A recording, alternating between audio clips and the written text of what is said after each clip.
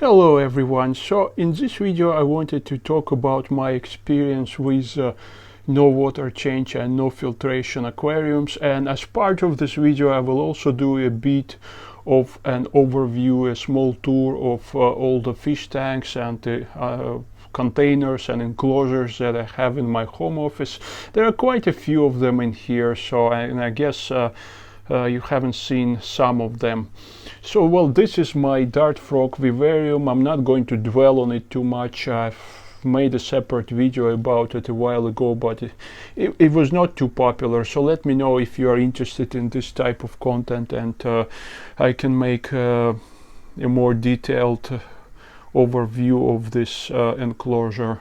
So moving on, well, in here I have some empty space and I've got an empty tank in here. I'm still considering whether I want to add some fish tanks in here like they used to be in here before, or I want to add more dart frog vivariums in here, obviously smaller ones. So I'm somewhere in between these two things, and yeah, I'm not entirely sure at this point. Well, moving on, so in here I have two I call them Echinodorus bowls or Echinodorus vases. These are actually IKEA vases. They're kind of, I think, for flowers or things like that. Maybe they're just decorative, but I'm using them to grow my Echinodorus plants. This one is quite an old one. I think it's almost a year old, and the other larger one is a bit newer, probably like 5 or 6 months, but obviously this plant is much larger, and they are very similar. So I have a layer of potting mix on the bottom topped with play sand. It seems to work fine, and it seems to provide enough nutrients for the plants. Well, this one is obviously, well, it's limited in terms of space. This is a relatively small bowl, and the plant, well, the largest leaf I can get from it is this size. Well, the leaves seem to be healthy now, but early on I guess there were some nutrient issues, so there were these dark tips on some of the leaves, but they no longer seem to be the case with this one. So they are unheated, there's no filtration, there's nothing there, but there's also no fish in there. I have Neocaridina shrimp in both of them, but there's no fish obviously because they're far too small for any fish. But let's move on. Well, all of these small Echinodorus plants, these are Echinodorus argentinensis, just like this powerful, huge, massive Echinodorus that I have in here. So they are all offspring from this mother plant. And in here, well, previously I used to have this fish tank, well, this whole setup down there, and obviously there was not enough space for this massive Echinodorus, so all the new leaves were sort of burning themselves on the lamp, on LED lamp, and they were also not able to open up properly. So I was getting a lot of this kind of leaves burned on edges and kind of unevenly shaped, and I would say a bit ugly.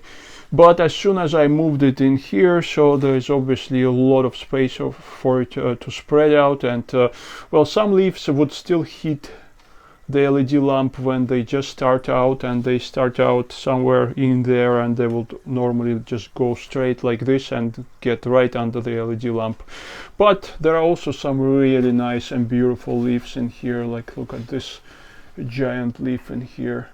So it is doing great now in this place, in this space. And obviously there's one enormous mother plant, which is this plant here, but there are, I think, 4 or 5 smaller plants here which just popped up from this plant, and I guess there's in here at least 3 plants. In the back there are 3 more, so there are several Echinodorus plants growing in here, but that in here on the right side of the fish tank is the largest one, and that's a regional plant. Well, in terms of the population, I have here two species of pencilfish, Nanostomus beckfordi and Nanostomus marginatus, not many of them actually, and very few cardinal tetras. You can't really see them, they're all hiding in the back, and there's obviously lots of plants in here. All of these plants are Echinodorus argentinensis at various stages of development. There are some really tiny plants in here, obviously. Lots of things happening here. I also have here some Neocaridina shrimp. This is a heated setup. I have a heater here because I have here cardinal tetras, so they're not going to be very comfortable at room temperature, but Echinodorus can grow unheated at room temperature, like in here. It doesn't really need any heating to grow really nicely. So yeah, in here I have very thin layer of potting mix topped with play sand. I used to add some pond fertilizers, some root fertilizers in here ages ago. I don't do that anymore, so what I do now is I fertilize the water column, so I add fertilizer every day in here. I have a separate video about growing Echinodorus plants immersed. I'll attach it somewhere up there.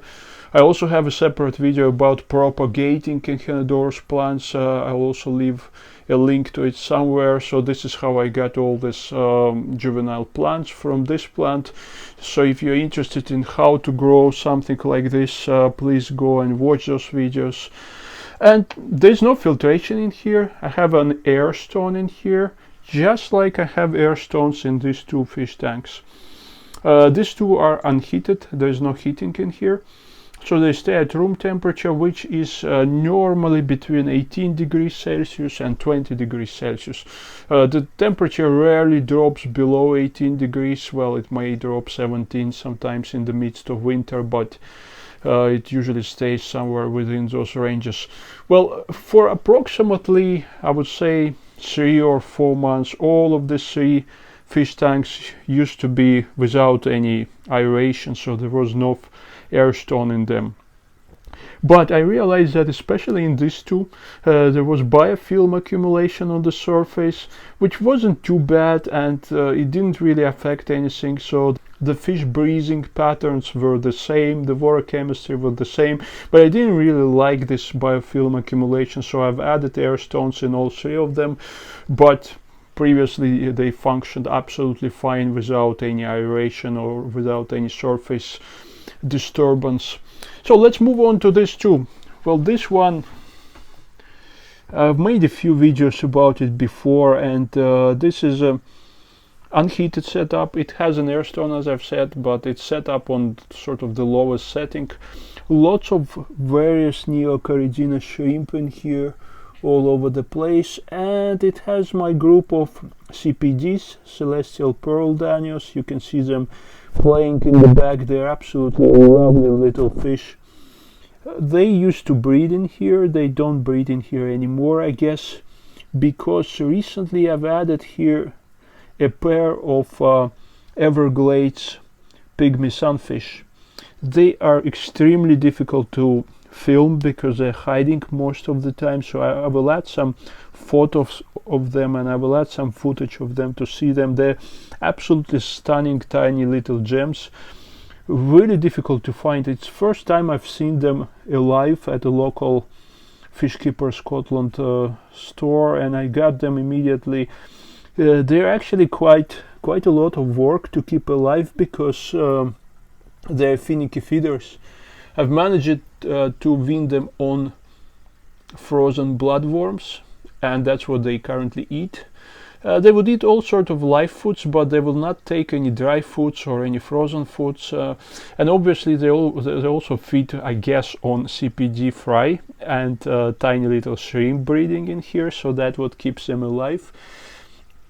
Well, certainly I like watching this tank from the top. That's where it looks the most beautiful. It has lots of different aquatic mosses. It has this Japanese pennywort, this beautiful Ludwigia plant. Oh no, that's actually Bacopa caroliniana, and this is Ludwigia. It also has some giant Sag, giant Sagittariat. So this is not a dwarf Sag, but it's the other species. Yeah, absolutely beautiful little fish tank.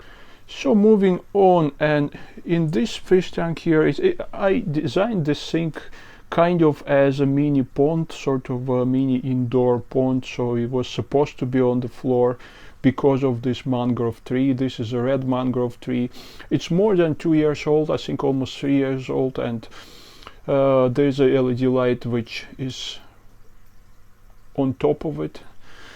It's growing quite well, but as the case with all mangroves, they don't grow really fast unless you provide them with sunlight and you provide them with really warm water. But this is unheated setup, so yeah, obviously the mangrove is doing okay in here. It is growing. There's quite a bit of fresh growth on it, but I wouldn't say it's growing too crazy. So what else do we have in here? We have in here some paradise fish. I have here 2 males and 1 female. You can see female right now, she's quite plump. They breed non-stop. This is a male, and most likely he is protecting eggs or fry. I also have here a couple of pandagaras and a few white cloud mountain minnows. They're normally somewhere in the back. So lots of plants here, lots of aquatic mosses, also Japanese pennywort, and a very large red tiger lotus nymphaea plant. It doesn't look like a tiger lotus plant because as soon as the leaves hit surface, obviously they start out somewhat reddish and darkish, but then they become just pale green. But I actually like the way it looks with all these leaves on the surface. It looks very kind of a pond-like, so I don't cut them, so I don't keep them in the red form, which is well, yeah, you can't really see it in the back, but once they pop up they're quite dark red. So yeah, this tank also has an air stone and no other filtration. Well, I'll briefly show you these 2 containers. This one I would say is another of my Echinodorus balls. It has some neocardina shrimp in here, some Christmas moss, similar concept, a layer of potting mix and some dark sand or gravel, something like this, and very few really young Echinodorus plants. Similar thing in here, and in here it's a bit of an experiment actually. This is an old, I guess, a betta tank, but it's far too small even for a single betta, so I don't have anything here, not even shrimp. And what I want to see is whether these plants, in these limited conditions, obviously there is not enough substrate, there is a layer of cocoa fiber on the bottom topped with a similar type of gravel, and yeah, some botanicals as well. I'm wondering whether in these limited conditions this Echinodorus will actually grow in its sort of nano or dwarf form, so it's not going to grow large. And if it is going to stay relatively small because of these limitations, that would be quite interesting to see. But yeah, that's obviously just an experiment. So what is my experience with filterless no water change tanks? And I'm not doing water changes on either of these tanks. I add water as it evaporates, and actually it evaporates quite fast in this tank with the Echinodorus in it. I guess because, well, it consumes water or whatever happens in here. So I think the lessons that I can draw from these cases is that you need to have a lot of live plants and relatively limited stocking levels. I don't have many fish in either of these fish tanks. Lots of substrate and lots of live plants. So that keeps the balance, I would say, and if you have this balance between relatively low numbers of fish, lots of live plants, and possibly also relatively thick layer of substrate, you'd be able to have a fish tank without any filtration and without any water changes. But obviously, at least in my experience, this balance will function only under these conditions. If I'll start adding more fish, I remove some of the plants, this system is not likely to function the way it is, either of them. So it's only under these specific circumstances. Well, I hope you like this brief sort of an overview of all the tanks that I have in this office space, which I use when I work from home. And yeah, don't forget to subscribe, don't forget to leave your comments, and I'll see you soon in further videos.